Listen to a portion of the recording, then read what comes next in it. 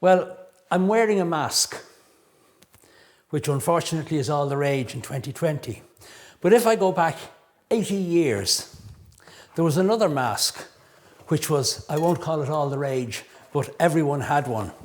It was called a gas mask, or more officially known as a personal respirator. And it was intended for use in the event of a gas attack, such as the mustard gas attacks of World War I, and we were afraid that they would come to Ireland with the Second World War. The mask is a rubber mask, very uncomfortable to wear. The perspiration that built up inside of it was quite intolerable, and you breathe it in through the filter at the front, and the exhalation was through the sides of the rubber mask. So it wasn't very pleasant at all to wear. You went around like that, and every school child was expected to carry one.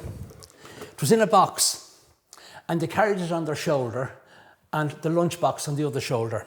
Now, the filter was normally charcoal, but many of them had a filter that was pure asbestos.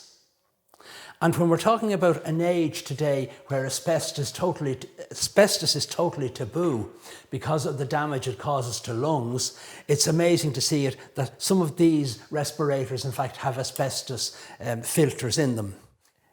Depending on which filter was in the mask, the gas wasn't stopped by both filters, and either filter wouldn't stop all gases. So even if we had a gas attack, you'd be lucky if you had the correct filter on the day. There was also a substantial booklet which accompanied the mask with instructions on how to wear it. And if we look at it, we see this particular page here shows a policeman using the gas mask. And it's an interesting photograph in that the policeman is wearing a policeman's helmet. And not many of us today know that the Garda Síochána in Ireland for many years wore helmets, wooden tops as they called them. So that was the gas mask. We find that school children visiting the museum here have a particular interest in the gas mask, and they find it fascinating, and that's why I'm talking to you about it today.